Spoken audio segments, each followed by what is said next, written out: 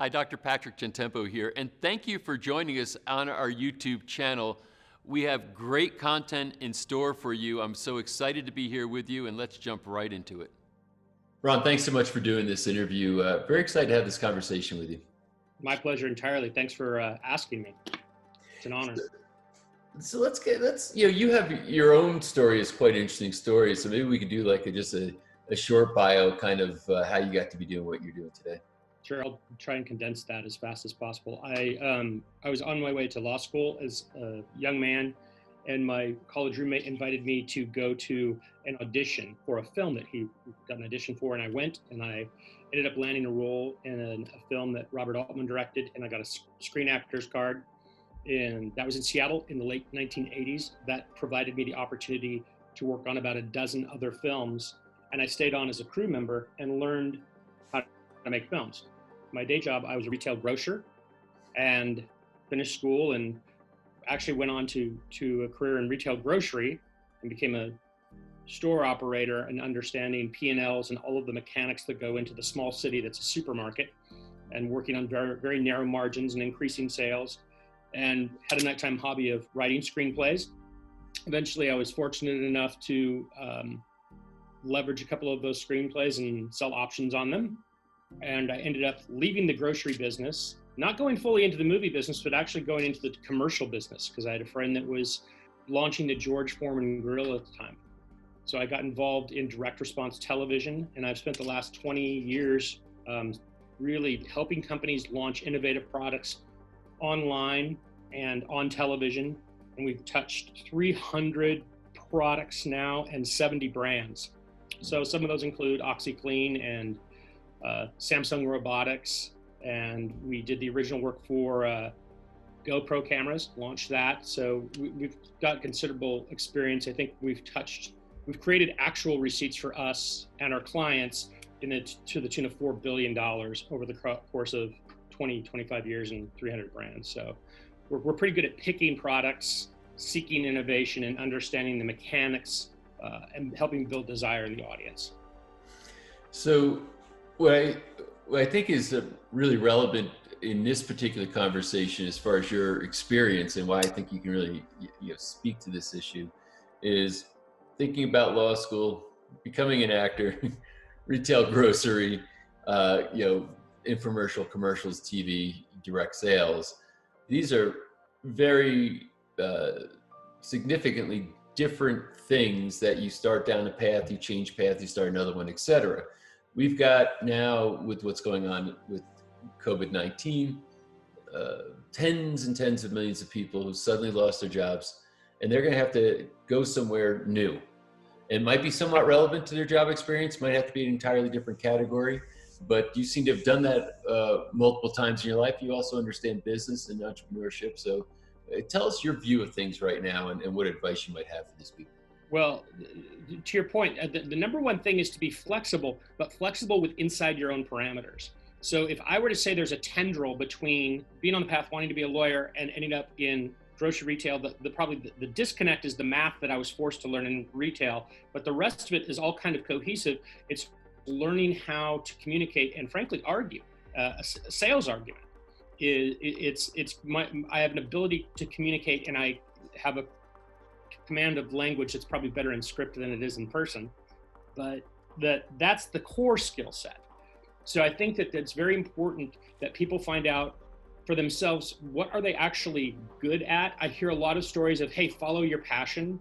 And I think that that's really risky, because your passion there may not be a market for your passion. What's the skill set that you have inside of your passion? We have some friends that have a sommelier school where they teach whiskey, how to be whiskey experts. Now, this was not something that they sought out to do. It was an adjunct to an educational organization they already had, and they had this kind of side interest in whiskey. Well, they started to do this online and created the Whiskey channel on YouTube, and suddenly they had millions of followers who were avidly interested in this. And that's where the sommelier school came from. And that's suddenly they had people shipping them products, and it turned into a business. And that happens a lot. I think if you can, and it's not necessarily finding your passion, it's they were good at communicating. in a very simple way, and there was a need in the audience. So the trick is, one, find out what you're good at, and then two, find an actual need in the world that's suited for what you're good at. One of the things that you're very good at is understanding psychological states and psycho-emotional states, and how thoughts and words can really influence behavior. And one of the things I think is a big challenge right now is that people are somewhat paralyzed. It's like this thing hit so hard, so fast, so unexpectedly. They're kind of shell shocked a little bit, and they need to act. But what advice would you have to say, okay, I've had a frame of reference, and I need to change the state and get into maybe an ambitious or maybe even more positive state of consciousness, so that I can start to follow through on figuring out what my skills are, and or what skills within my passions I can market right now, et cetera. One of the most powerful things in any kind of communication or sales is something that we call framing and the open loop. It's where do you start, and then what is the thing that's unresolved in the mind? And the mind hates a lack of resolution. So when you find yourself worrying and thinking about what you haven't done, what could have been, what's going on, you can achieve a state of upset really quickly. And just like walking through a field, whatever path you take repeatedly, that's where the grass will wear. So if you become really good at worrying about things, you're going to be really good at worrying about things. And you're not going to make a lot of progress. So one of the techniques that I personally learned maybe 15 years ago was, when I find upset, is to write it all down. Journal as much as you can of just the garbage and the noise in your brain. It's actually good to write that down. Maybe you're upset with a person or an employer or the situation or the government or a political figure. Write it down, keep it on a piece of paper, and then you can set it aside. So you don't have to intrigue yourself with those same repetitive thoughts. You can go, hey, that's on that piece of paper if I want to think about that in the future. So now I have the mind space open up. I kind of have a blank chalkboard to start to go, okay, how much of my future is informed by my past? And it isn't really. If you think about it, like the last election cycle was a surprise to a lot of people. This COVID situation is a surprise to a lot of people. The plot in life takes twists. So we can assume that going forward, the plot's going to take some more twists. Can we influence those twists without worrying about the ones behind us? Can we go, what is something new, creative, and positive that I can focus on and get some traction?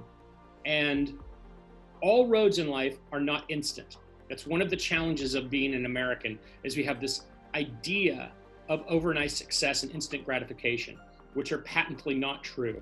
You talk to most successful people, they'll tell you that their success was based upon a lot of steps, a lot of consistency, a lot of repetition, and then someone recognized the value, and the value was created, and it worked for them. But it doesn't happen tonight, but it starts tonight.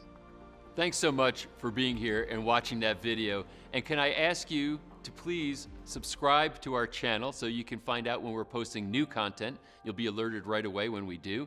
To share this with people you think might benefit from the information, and certainly it helps us if you like the video. So if you like what you just saw, go ahead and hit that like button. And again, thank you so much for being here with me right now.